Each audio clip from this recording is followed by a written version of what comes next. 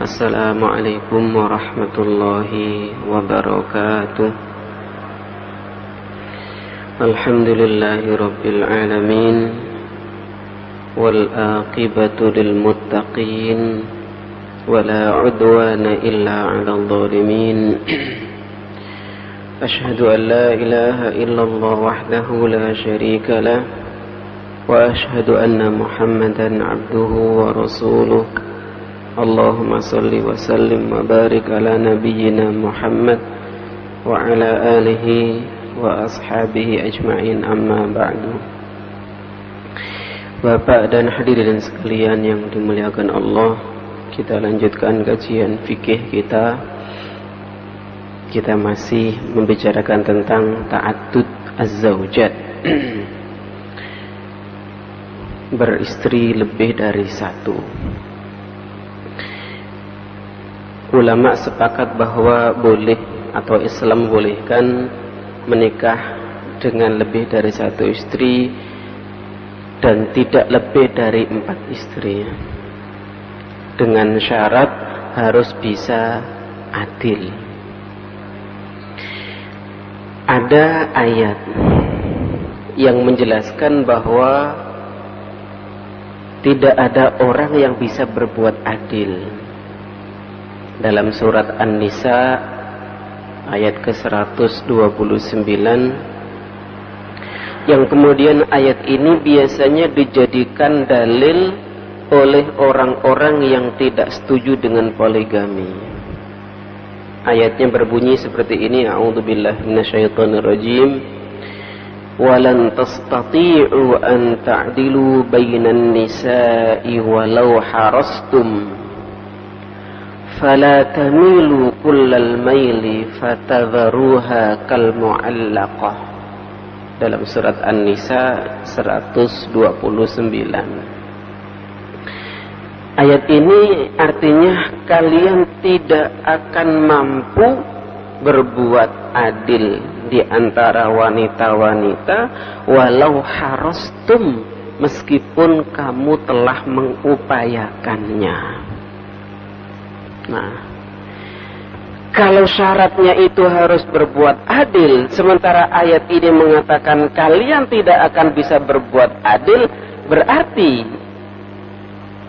tidak boleh. Nah, gitu tuh. Nah, orang yang memahami ayat ini sebagai dasar tidak boleh lebih dari satu, itu tidak paham asbabun nuzulnya ayat ini. Asbabun nuzulnya ayat ini itu adalah Rasulullah sallallahu alaihi wasallam setelah membagi atau menggilir istri-istrinya, itu beliau berdoa, Allahumma hadza qasmi fima amliku fala talimni fima tamliku wala amlik. Ya Allah, inilah yang bisa aku bagi, yang aku mampu melakukannya. Jangan aku dibebani dengan sesuatu yang aku tidak mampu melakukannya. Kemudian turun ayat itu, lan tastati'u an ta'dilu bainan nisa'i walau harastum. Kamu tidak akan bisa berbuat adil meskipun telah kamu upayakan.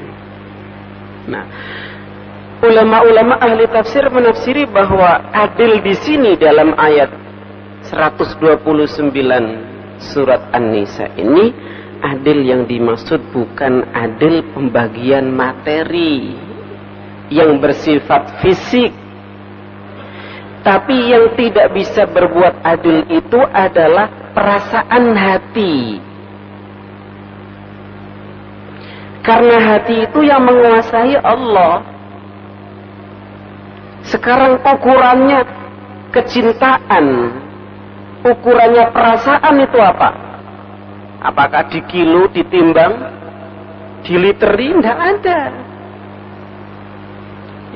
Jadi perasaan itu pasti.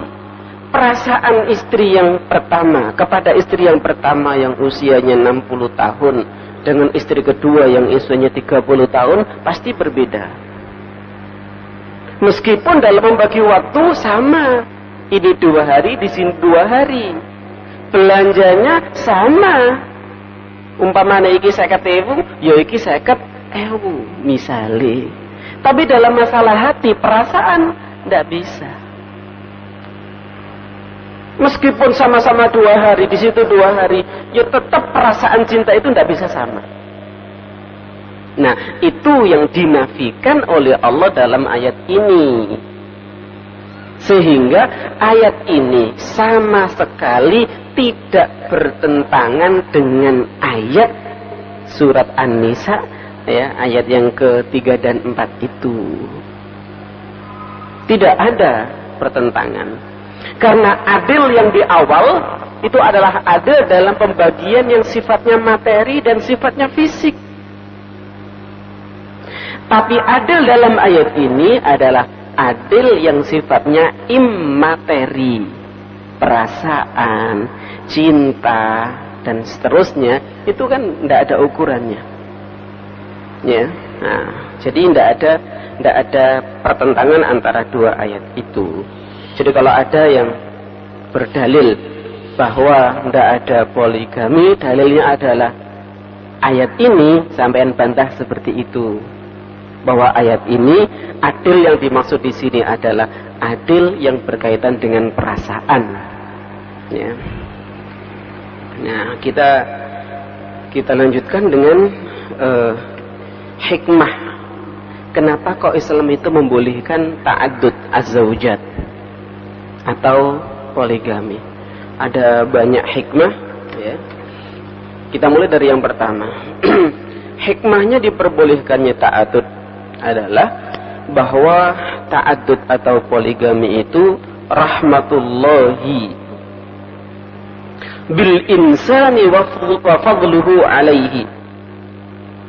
Jadi yang pertama rahmat dari Allah, keutamaan dari Allah yang diberikan kepada manusia, ya, dengan menikah atau boleh menikah lebih dari 1 istri, wa qasrihi ala arba'in, tapi dibatasi hanya 4. Ya, boleh. Kalau mampu dan bisa berbuat adil syaratnya. Kalau seandainya dia itu tidak mampu, maka berdosa kalau dia itu memaksakan diri untuk lebih dari 1. Bahkan seandainya menikah dengan 1 istri saja tidak mampu, maka tidak dianjurkan untuk menikah. Lu nggak mampu kok. Kenapa? Nanti takut mendolimi istrinya. Ya. Tapi kalau mampu, finansialnya mampu, yang lain-lain mampu, silahkan. Agama membolehkan. Boleh, bukan merintah.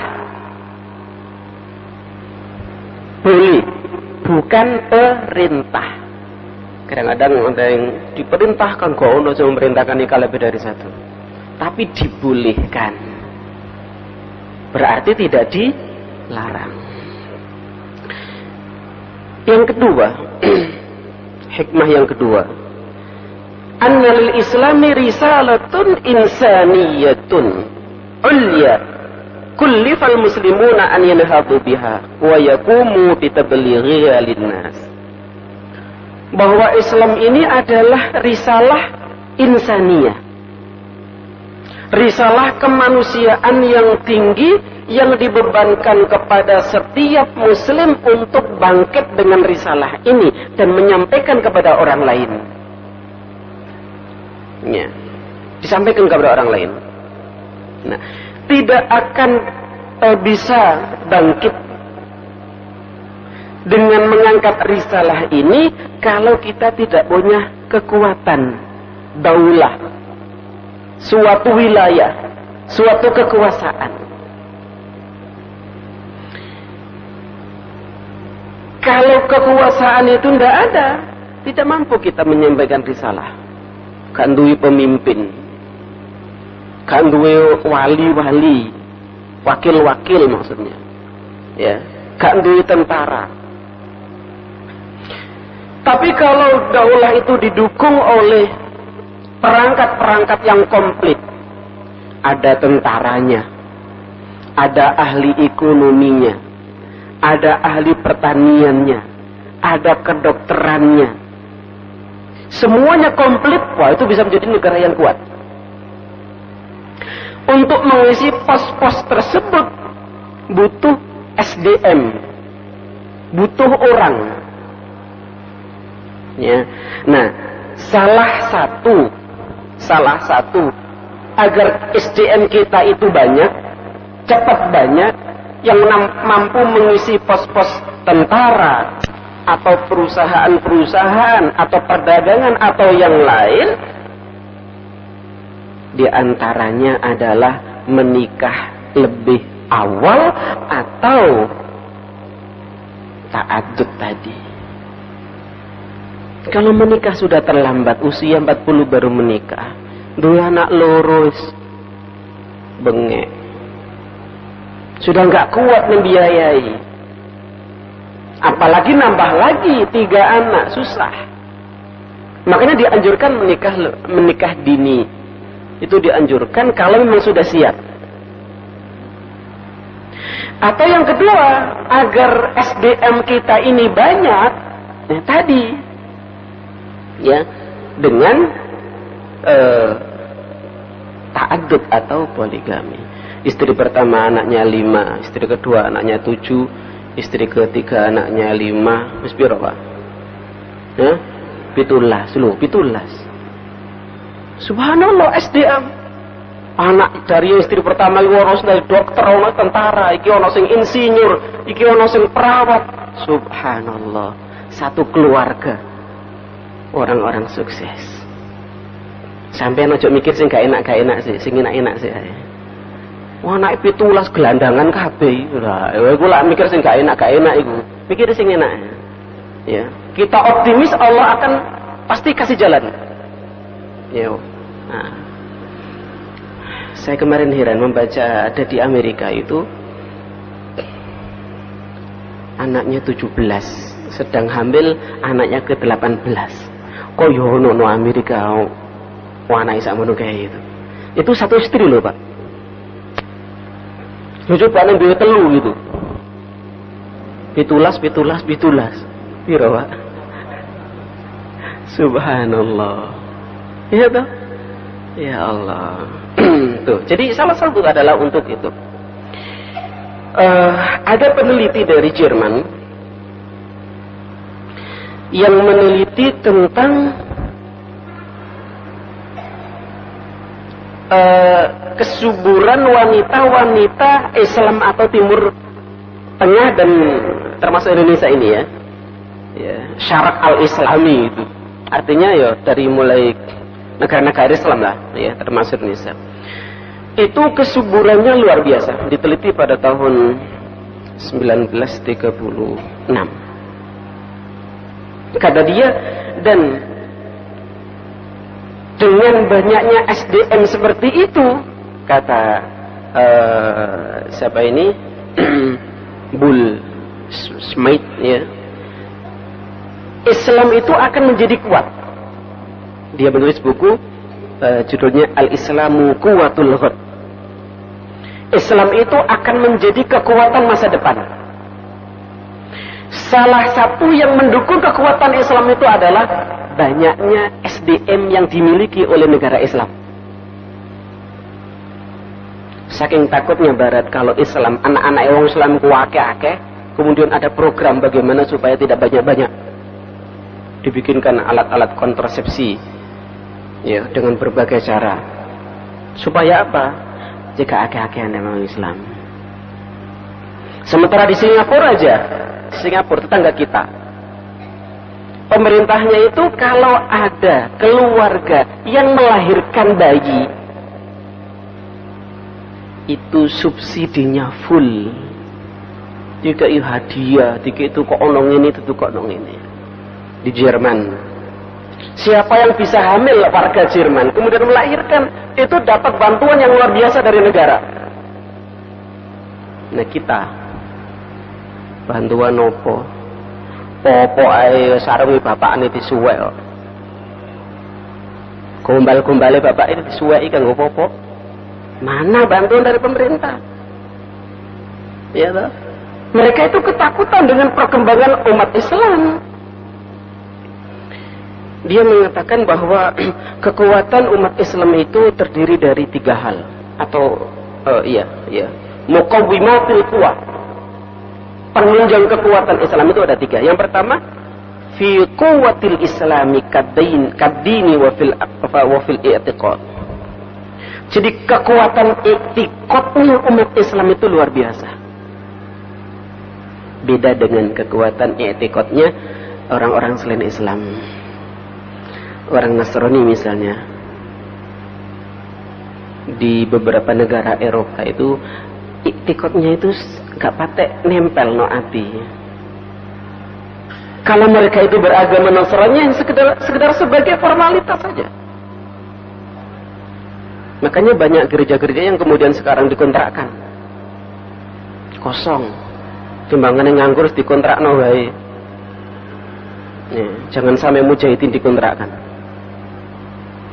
Kenapa? Karena nggak ada generasinya. Yang ada pun i'tiqadnya tidak ada di Eropa. Ya. Ada lagi unggulannya wafi mutulihi. Islam itu punya nilai-nilai yang luhur, yang luar biasa. Akhlaknya umat Islam itu luar biasa. Ada lagi fi ta'akhi baina mukhtalifil jins. Persaudaraan Islam itu yang kuat. Itu akan membuat umat Islam itu semakin kuat. Makanya antara dulur muslim iku sing akur, jangan blengkrean terus. Ya. Apalagi sebentar ini ada BLT. Biasanya itu pemicu ketidakakuran antara satu dengan yang lain. Itu yang pertama, penyokong kekuatan Islam. Yang kedua, wa fi wafrati masadir tharwa at-tabi'iyyah. Kekayaan alam yang dimiliki oleh negara-negara Islam itu luar biasa. Minyaknya Amerika itu sebagian besar masih dipasok dari Timur Tengah. Sekarang harga minyak sampai 100 berapa Pak?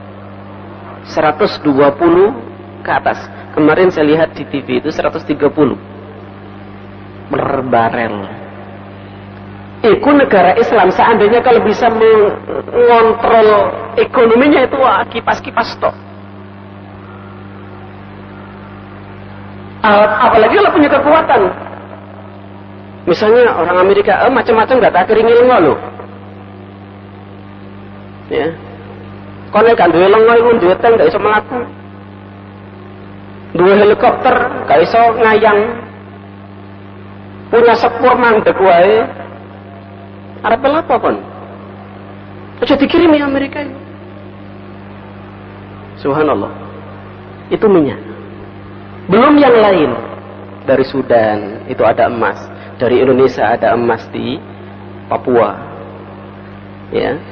Yang emas, kandungan emasnya itu ada yang bilang nomor 1 di dunia, ada yang bilang nomor 3 di dunia, kandungan emas yang ada di Papua. Ya, siapa pemiliknya? Orang Amerika. Jadi dikeruk, dibawa ke sana. Kita dikasih ampas-ampas saja, dan itu pun sudah berterima kasih, matur nuwun dikai ampas itu. Kekayaan alam luar biasa. Mesir, pertanian Mesir, Sudan itu juga subur. Nah, ini menjadi kekuatan saja nih. Cuman umat Islam belum bisa mengelola dengan baik. Kilang-kilang minyaknya dikuasai oleh orang luar, tembaga-tembaganya dikuasai oleh orang luar, tambang emasnya juga dikuasai oleh orang luar, dan seterusnya dan seterusnya. Kalau ini dikuasai oleh umat Islam sendiri, pasti berdua. Gak usah mendatangkan perusahaan dari luar negeri. Wah, itu luar biasa. Tapi wis kadung, misalnya Saudi sudah kadung kontrak kerja dengan Aramco. Ya, perusahaan pengeboran minyak antara Amerika dengan Saudi. Itu kekuatan yang kedua. Nah, kekuatan yang ketiga, di samping tadi persatuan umat Islam, nilai-nilai Islam, kekayaan umat Islam adalah khusubatin nasal al-bashari ladal muslimin. Jadi suburnya pertumbuhan penduduk negara-negara Islam. Dan itu sangat dikhawatirkan. Jadi kalau orang Islam itu banyak, masih nggak wajah loret pun wae loh, ya, itu menakutkan dunia. Ojo mana nggawa mortir, jangankan bawa kanon, nggawa pecut pun ini, wakai pula ya. Seperti kita dulu berjuang, orang-orang tua kita dulu dengan bambu runcing, itu ditakutkan. Makanya kata peneliti dari Jerman ini, qala idza istama'at hadhihi al-quwwah ats-tsalatsah fata'akhal muslimuna ala wahdatil aqidah wa tauhidillah wa 'adat sarwatu tabi'iyyah hajatun tazdadu adaduhum kana al-khatar islami khataran munziran bi fana'i Eropa. Sampai dia mengatakan, kalau kekuatan ini terkumpul ya dengan baik oleh umat Islam, maka itu menjadi ancaman yang luar biasa bagi Eropa dan Amerika. Itu dikatakan oleh seorang peneliti dari Jerman tahun 1936, sebelum kita merdeka. Sudah dikatakan seperti itu. Ya. Ya. Itu yang hikmah yang kedua. Ya. Hikmah yang ketiga diberikannya ta'adud adalah ad-daulah sahibatur risalah. Kathiran ma tata'arradu li akhtaril jihad fatafaqqada adadan kabiran minal afrad. Bahwa negara atau daulah atau kekuasaan itu menjadi penyokong utama risalah ini. Banyak ketika orang itu memperjuangkan risalah ini, kemudian berjihad di jalan Allah, banyak yang terbunuh. Kalau laki-laki ini banyak yang terbunuh, berarti banyak istri-istri, wanita-wanita yang tidak punya suami. Siapa yang bertanggung jawab? Siapa kalau kemarin ada bapaknya yang mencarikan nafkah, mbok becak, mbok marung, saiki wis kaono. Siapa yang menjadi penanggung jawab? Wala budda min riayati aramil haula'i alladziina istashhadu. Harus ada, ya, harus ada yang ngurusi para janda-janda, orang-orang yang terbunuh itu, yang mati syahid itu. Nah, wala sabila ila husni riayatihinna illa bitazwijihinna. Tidak ada cara yang terbaik untuk merawat atau memperhatikan janda itu kecuali menjadikan dia itu istri bagi suami, nggak tahu istri kedua atau ketiga. Kalau riayah, ya, perhatiannya itu hanya sekedar dikasih. Oke lah, dari sisi materi mungkin cukup. Tapi istri itu butuh perhatian, wanita itu butuh kasih sayang, wanita itu juga butuh perlindungan. Terus gak usah macam-macam, tak jatah weh sak minggu piro iki. Aku sing jatah kono, aku jatah kono. Iya, oke lah. Kalau sisi materi cukup karena ada yang menjatah. Tapi bukankah wanita itu juga makhluk Allah yang butuh kasih sayang, yang butuh perhatian, yang butuh perlindungan, ya. Nah, tapi kalau dengan menjadi istri seseorang bisa terlindungi, ya, walaupun konsekuensinya tadi bergiliran. Istrinya Nabi itu memang dekat-dekat, jadi gilirannya nggak susah, nggak ada numpak bis barang, ya, jadi tetanggaan saja, si ciluru telu apa tuh pinggir masjid. Gilire yo gampang. Tapi nek sampean adoh sitoke nang Malang, sitoke Surabaya, sitoke nang ngene kono Tuban. Wah. Iki entek-entek duwe nang dalan. Ya. Nah, kalau bisa deket-deket ya, relatif murah biayanya, gak butuh becak barang. Ya. Wah, gila, padha karo ngongkon ngene iki ya. Yang keempat. Oh ya, gandengan yang ketiga tadi. Jadi di samping merawati janda-janda juga bisa menjadi solusi untuk memunculkan generasi baru. Kalau ayahnya suaminya istri ini atau wanita ini terbunuh di medan perang, ya terbunuh, kemudian dinikahi oleh orang lain, dia bisa melahirkan generasi sebagai ganti daripada yang terbunuh tadi. Yang keempat hikmahnya, qad yakunu adadul inathi fi syu'ab min syu'ubi akthar min adadid dhukur. Kadang jumlah wanita di suatu negeri, di suatu daerah itu lebih banyak daripada jumlah laki-laki. Dan survei di dunia sampai sekarang mengatakan bahwa jumlah wanita lebih banyak daripada jumlah laki-laki, kecuali di negara Cina yang jumlah laki-lakinya seimbang dengan jumlah wanitanya. Selain itu jumlah wanita lebih banyak daripada jumlah laki-laki. Coba kalau sampean tidak percaya, be nganggur-nganggur iku sak RT sampean hitungan lanange karo wedok yakin di. Be nganggur-nganggur. Ya. Sampean hitung. Kayak sing tua-tua sampai sing cilik-cilik ini iki sampean hitung. Lanang wedok. Sampean total. Itu pasti banyak perempuannya. Dan salah satu dekatnya hari kiamat itu ketika jumlah wanita lebih banyak daripada jumlah laki-laki. Dalam hadis itu dikatakan kalau sudah dekat dengan kiamat, satu laki-laki bandingannya itu ngerawati 50 wanita. Bandingannya 1 sampai 50. 1 dengan 50. Akeh Pak, saya ketiku Pak. Ya. Nah, kalau seperti ini dibiarkan, terus siapa yang menjadi penanggung jawab wanita ini? Saya sering di SMS seorang wanita yang ingin mencarikan jodoh. Yes. Sampai sering jalui, Ustaz, ndongoe sing kepengin oleh judiku apa Ustaz? Aku repot ngejawabnya. Sampai umur piro sih aku itu?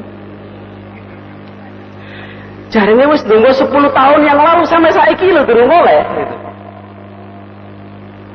Saya bilang sampean sabar. Kata dia, "Ya sampai kapan Ustaz saya bersabar? Saya sudah 10 tahun menunggu." Lho kaya sing ngene iki terus ya apa? Ki ana sing siap lagi. Mau tak telepone wong iki. Dan itu banyak gitu. Ya, dan itu banyak. Ya. Kalau kemudian gak oleh gitu, nah, nanti gimana? Kehidupan dia siapa yang menanggung? Kasih sayang dia dari mana?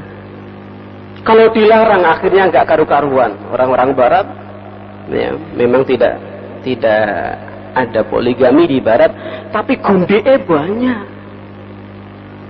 Ya. Istrinya hanya 1. Tapi simpanannya itu loh di mana-mana ada. Nah, ini kan nggak beres ini. Ya, nggak beres. Jadi jumlah laki-laki itu lebih kecil daripada atau lebih sedikit daripada perempuan. Nah, itu terus mau nggak mau gitu. Ya. Siapa yang bertanggung jawab kalau seperti itu? Wa hadhihi ziyadatu tujibu ta'addud. Ya. Tambahan seperti ini, jumlah yang banyak seperti ini mengharuskan itu. Ada kesaksian dokter dari Mesir yang diundang di parlemen Paris pada tahun 1948. Dr. Muhammad Yusuf Musa dari Mesir. Waktu itu diundang di parlemen Paris untuk satu muktamar, ya.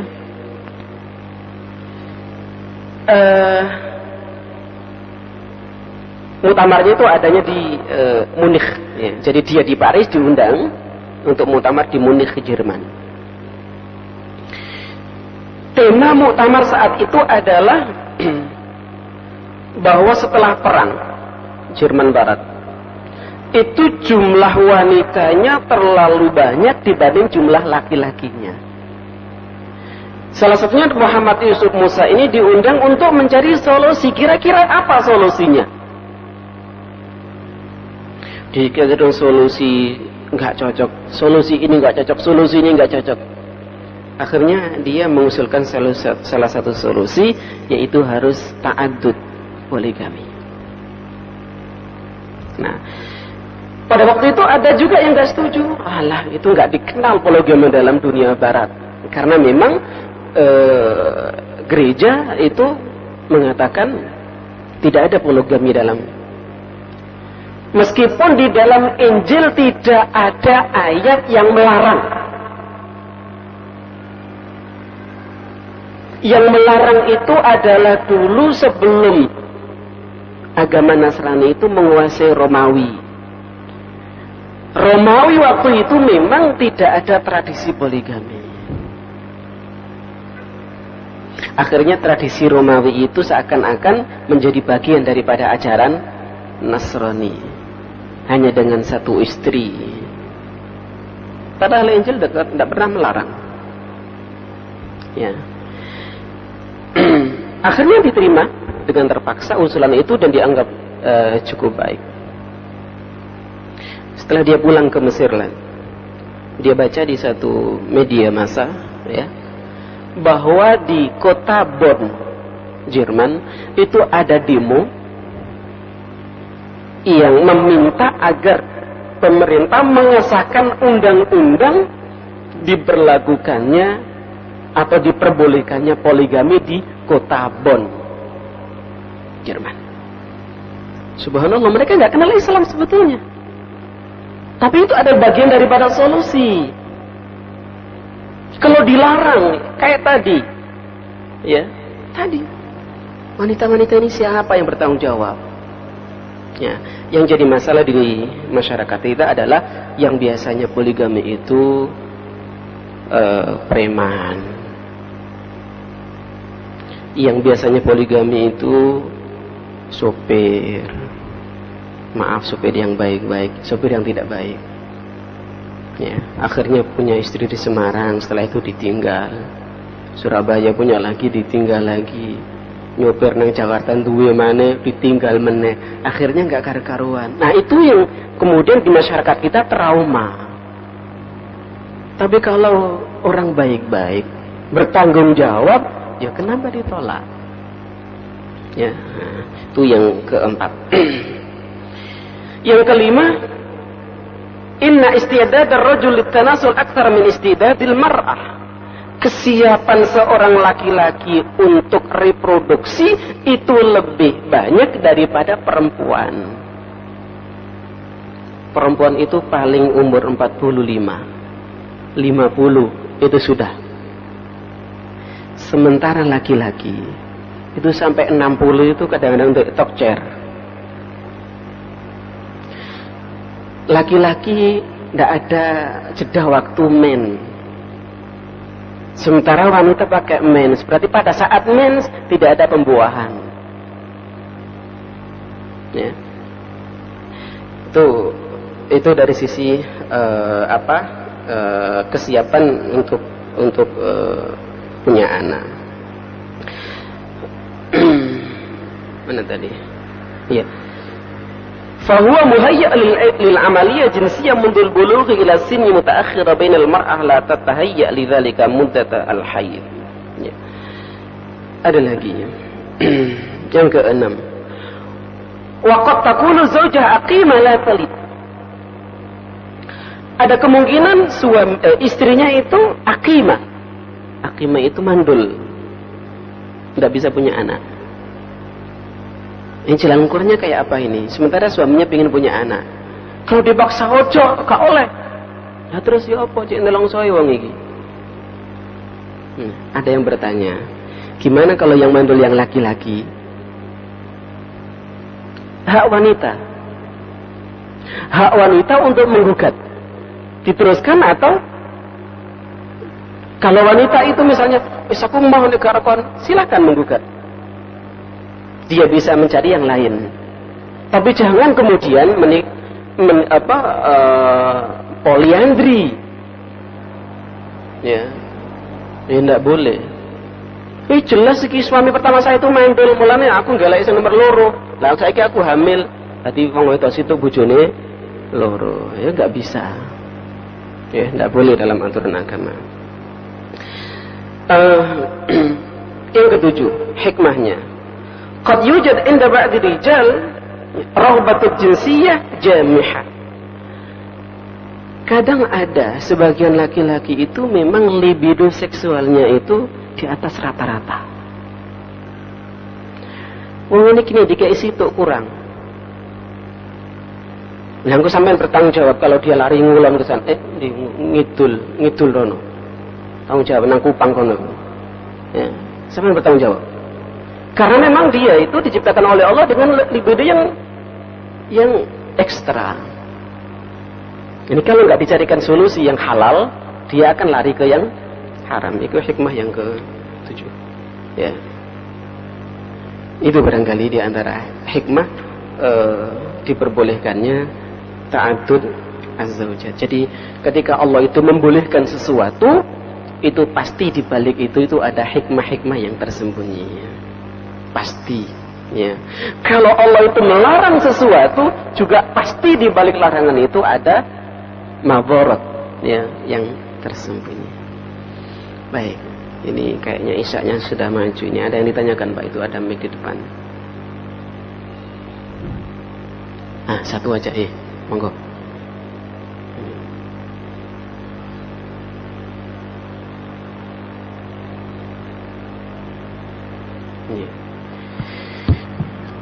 Assalamualaikum warahmatullahi wabarakatuh. Assalamualaikum warahmatullahi wabarakatuh. Dengan adanya pembatasan angka kelahiran seperti di Indonesia ini dilakukan keluarga berencana, apakah diperbolehkan menurut Islam dan apakah pernah dilakukan pada zaman Rasulullah SAW? Terima kasih. Assalamualaikum warahmatullahi wabarakatuh. Terima kasih. Jadi langsung saja menyikat waktu, pembatasan pengaturan jarak itu diperbolehkan. Yang tidak diperbolehkan itu adalah dibatasi seluruh wae. Ya, siji wae kayak di Cina. Setelah kemarin gempa itu banyak orang-orang Cina yang menyalahkan pemerintah. Kan pemerintah Cina punya undang-undang anak hanya satu, laki perempuan sama saja. Pas gempa, anak situ mati pisan. Akhirnya banyak yang demo. Ini gara-gara pemerintah ini. Coba kalau diperbolehkan lebih dari satu, kan mungkin situ aja urip. Dia anak situ mati pisan keberkan boto. Ya toh? Nah, jadi yang nggak boleh itu kalau diatur jarak 3 tahun, 2 tahun, 4 tahun itu silahkan. Zaman Nabi itu ada yang disebut dengan azl. Azl itu adalah menjaga bagaimana agar tidak terjadi pembuahan. Waktu itu belum ada kondom, belum ada alat-alat kontrasepsi yang lain, makanya caranya adalah dengan azl. Dan Rasulullah mengetahui kalau ada sahabatnya yang azl dan tidak melarang. Ya toh? Yang dilarang adalah tadi itu wis loro wae. Itu yang tidak boleh. Telu wae itu tidak boleh. Tapi kalau diatur jaraknya, sehat ya, perhatiannya cukup kepada anak ini, tak jarangkan misalnya 3 tahun dan seterusnya, silakan ya.